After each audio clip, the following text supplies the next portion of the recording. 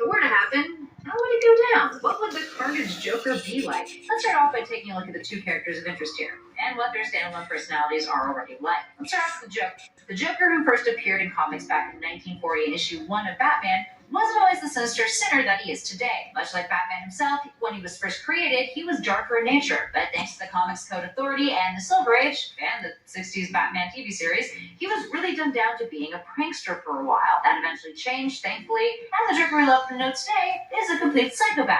He lacks empathy, doesn't have a conscience, and is not concerned with morality in any sense. He has an obsession with Batman, a love for chaos, is often fixated on death, and his criminality is designed only to continue his constant, ceaseless game with Batman. Moving on to Carnage. Carnage's personality was largely shaped by his very first host, Cletus Cassidy. When Carnage first appeared on the scene, Cletus was sharing a prison cell with Eddie Brock. Brock, being incarcerated, rebonded with Venom, which is how he broke out of prison. But Venom did something that his host was unaware of. Klyntar, which is the name of the alien symbiote species, are not sentimental when it comes to their offspring. They release their seeds to birth the offspring and then immediately abandon them. This could also be seen as a means of survival, since a Klyntar offspring is always innately stronger than its parent symbiote. So Venom dropped off one of his seeds while breaking Eddie out of prison, and didn't think to tell him, since this is pretty normal for a Klyntar to do. Also, breaking him out of prison was pretty chaotic at the time. What Venom didn't anticipate, though, was that the symbiote he had just birthed would bond with Cletus Cassidy, who was probably one of the worst individuals that he could have bonded with. To say that Cletus Cassidy has had a troubled past prior to the Carnage symbiote entering his life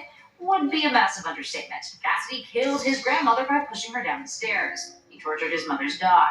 He killed both of his parents. This was all while he was still a kid. As an orphan, he was sent to the St. Estes Home for Boys, where he was bullied often by staff and other kids. So in revenge, he murdered a slew of them, pushed a girl who refused to date him in front of a bus, and then burnt down the orphanage. Typical psychopathic shit.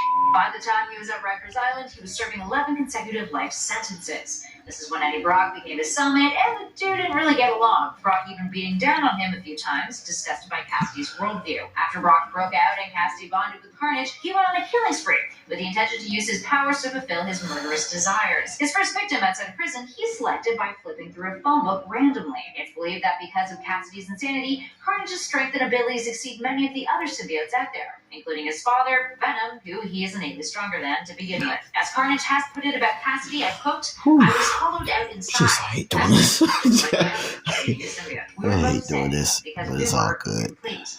But not anymore. We Also, killed each other, made each other whole. Neither one of us can survive without the other. Forget host, forget symbiote. There is only Carnage. So, clearly, the Joker and Carnage would be a match made in heaven for one another. A very beneficial symbiotic relationship, that's for sure. That's So, crazy. how They did did do bonding that. occur? Well, we see this bonding as a result of one